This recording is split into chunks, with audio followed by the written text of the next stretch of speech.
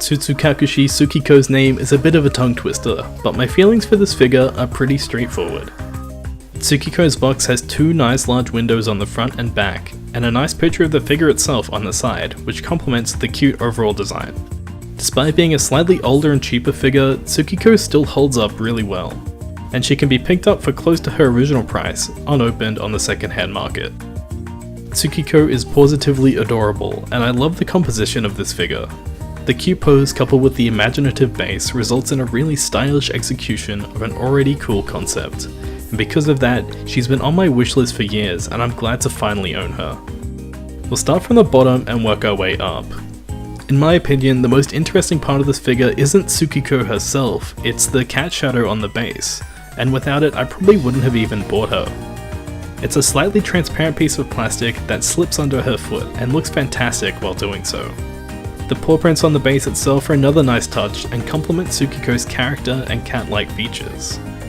And the last thing down here is the miniature white cat, which looks pretty goofy to me.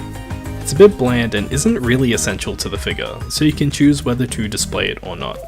Moving on to Tsukiko herself, you might have noticed that the shading on her shoes is really damn good, and I'd say it's even almost too good compared to the paintwork of the rest of the figure.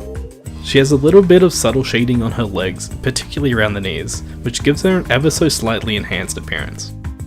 Moving up to her midsection, the pattern of her plaid skirt is clean and the skirt itself fits pretty easily into her hands.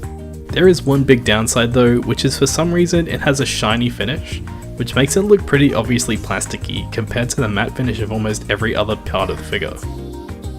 And I can't go past this section without addressing that yes, her booty is well sculpted, and yes, the tail holds her skirt up, which makes it very easily visible, even from higher angles. Tsukiko's shirt is pretty much just a solid white, and there are a few small emblem decals on the front and back, but to me they look pretty cheap. Her head is well done and thankfully very faithful to the original character design, right down to the expression.